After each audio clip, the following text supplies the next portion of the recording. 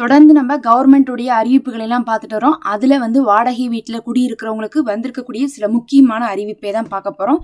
நம்ம வாடகை வீட்டுல பாத்தீங்கன்னா பல இடத்துல சில கேஸ் எல்லாம் பதிவாயிருக்கு. அதையெல்லாம் பார்த்துட்டு தான் என்ன பண்ணியிருக்காங்கன்னா கவர்மெண்ட் இந்த மாதிரி பண்ணலாம்னு சொல்லிட்டு முடிவுக்கு வந்திருக்காங்க.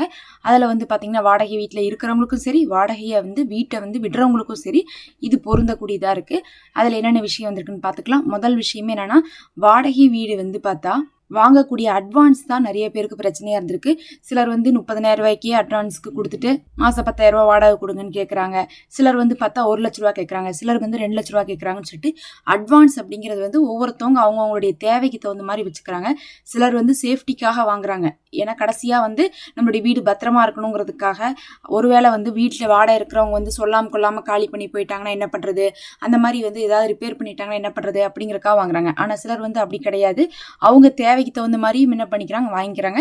5 லட்ச ரூபா அட்வான்ஸு 15,000 ரூபா வாடகையெல்லாம் வாங்கிட்டு இருக்காங்களாமா சிட்டியில்.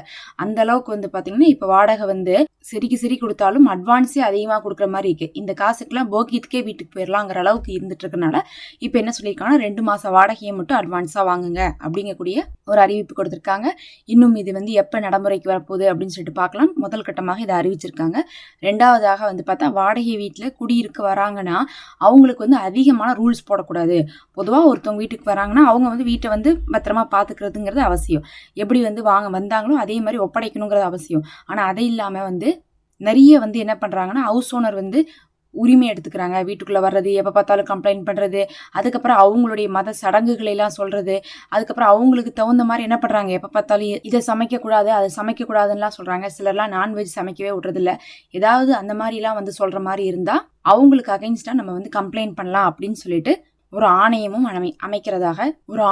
அமைக்க போகிறதாக சொல்கிறாங்க. அதாவது கோர்ட்டு கேஸுன்னு போகாமல் இந்த மாதிரி ஏதாவது ஒரு கம்ப்ளைண்ட் பண்ணிவிட்டு அவங்க அதை விசாரித்து அதை அப்போவே என்ன பண்ணுவாங்க, பஞ்சாயத்து பண்ணி வைப்பாங்க.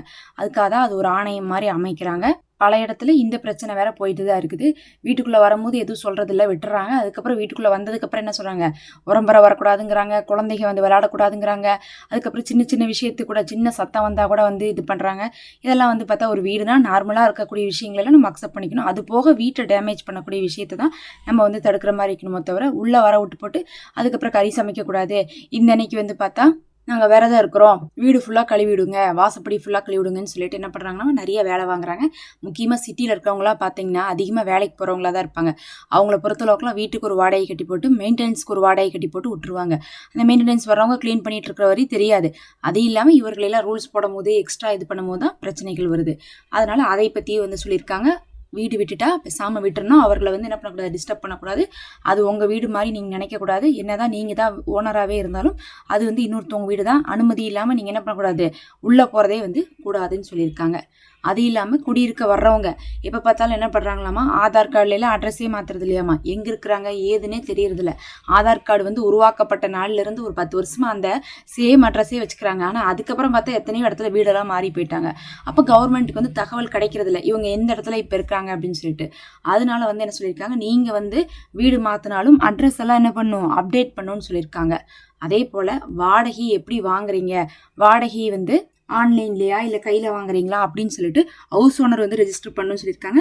இது பார்த்தீங்கன்னா டேக்ஸுக்காக கணக்குக்கு வரணுங்கிறதுக்காக என்ன பண்ணியிருக்காங்க, இந்த மாதிரி சொல்லியிருக்காங்க. இது இல்லாமல் காலி பண்ண சொல்லக்கூடிய இதில் நிறைய பேத்துக்கு பிரச்சனை வந்துடுது. திடீர்னு வராங்க, என்னுடைய பிள்ளை ஊர்லேருந்து வராங்க, என் மக வெளிநாட்டிலேருந்து இப்போ இங்கேயே குடி வர போகிறாங்க, நீ ஒரு 10 நாளில் காலி பண்ணிடு அப்படின்லாம் சொல்லி என்ன பண்ணுறாங்க, கம்பல் பண்ணுறாங்களாமா. பொதுவாக வீட்டுக்கு போகும்போதே ஒரு வருஷத்துக்கு என்ன பண்ணுறாங்க, 11 மாதம் இல்லை ஒரு வருஷத்துக்கு ஒரு அக்ரிமெண்ட் போட்டு தான் போகிறாங்க. அதுக்குள்ளேயும் காலி பண்ண சொல்லக்கூடாது. அது போக பார்த்தா காலி பண்ணுறதுக்கு 3 மாதத்துக்கு முன்னாடியே சொல்லிடணும். அது காலி பண்ணுறது ஹவுஸ் ஓனராக இருந்தாலும் சரி, குடியிருக்கிறவங்களா இருந்தாலும் சரி, சொல்லாமல் கொள்ளாமல் காலி பண்ண வைக்கிறதோ இல்லை காலி பண்ணிட்டு போகிறதோ கூடாதுன்னு சொல்லிட்டு அதையும் சொல்லியிருக்காங்க. அப்போ அட்வான்ஸ் விஷயம், காலி பண்ணுற விஷயம், இதெல்லாம் தான் நிறைய இடத்துல கேஸாக பதிஞ்சிருக்குதுங்கிறனால இது எல்லாத்தையுமே அப்டேட் பண்ண போகிறதாக சொல்லியிருக்காங்க. பொறுத்திருந்து பார்க்கலாம் எப்போ இருந்து இது அமலாக போகுது. இது அமலாக்கினாலும் இது எல்லாருமே ஃபாலோ பண்ணுவாங்களா, எத்தனை நாள் ஆகும் அப்படிங்கிறது எலெக்ஷன்லாம் முடிஞ்சாதான் நமக்கு தெரியும்.